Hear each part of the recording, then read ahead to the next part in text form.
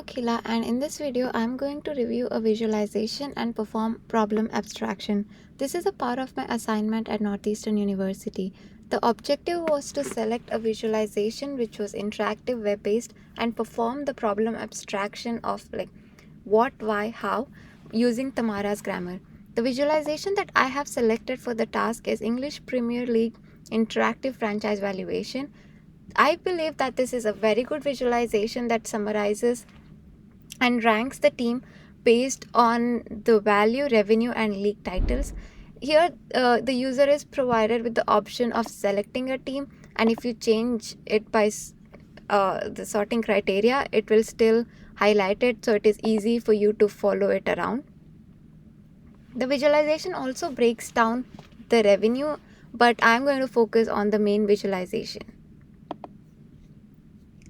The three main insights that I derived from the visualization is that Manchester United is the most valued team but does not generate the highest revenue.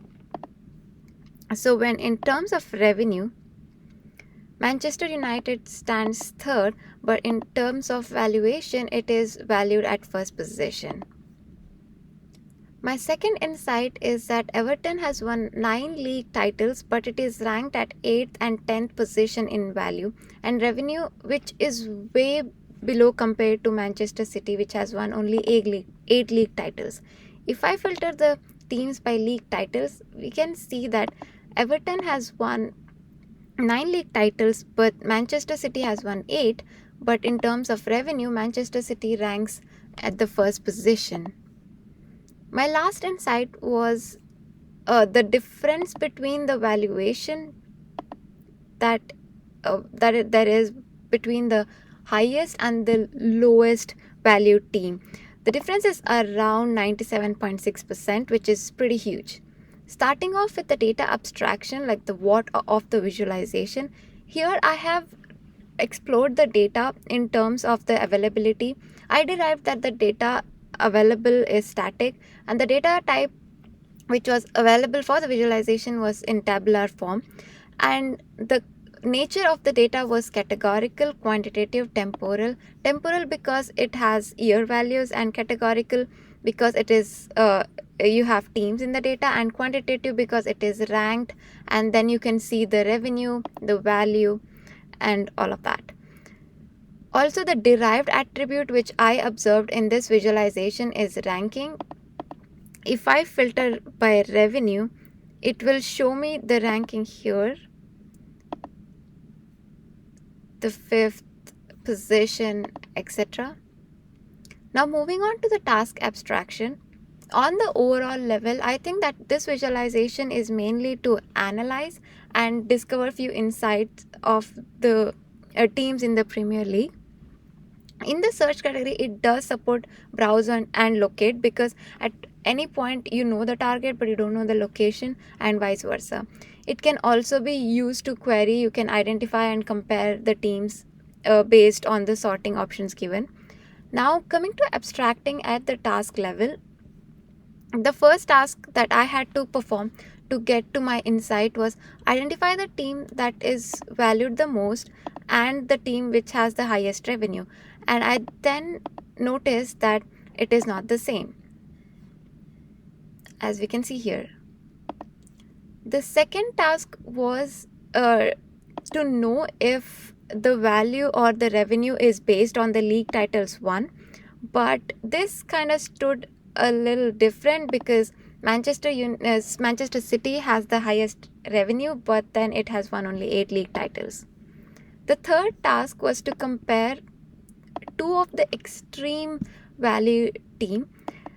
Manchester United is valued at 5.95 billion, but this team is valued at 145 million, which makes a difference of 97.2%.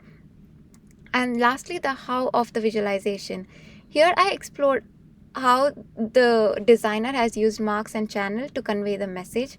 The idiom used here is radial chart, which is really good for comparing the extreme values, and also the rankings are also easily identifiable. The marks that the designer has used is points and lines, points to indicate the teams and lines to indicate the difference from the absolute position.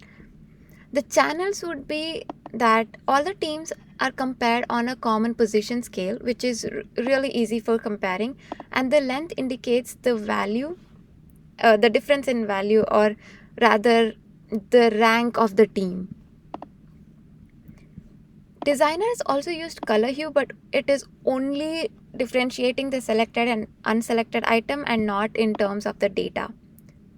The target audience for this visualization could be football fans, sports analysts, and the Football Association itself, who wants to analyze their teams based on the revenue and all the options provided here. Lastly, my observation is that it is a pretty good visualization which conveys the points very effectively, and it is very expressive in terms of ranking the teams in different criteria. If I were to humbly critique this visualization, it would be that there's a lot going on. If I click on a sort criteria, and if I've not selected this team and click on the other sorting criteria, a lot of things changes on screen, which makes it which makes difficult for the user to follow.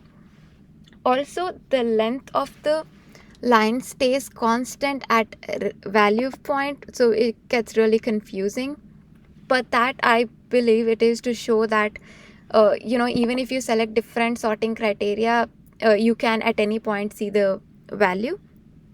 But having said that, if I were to make any changes, I would also make the ordinate value dynamic, because this is really confusing.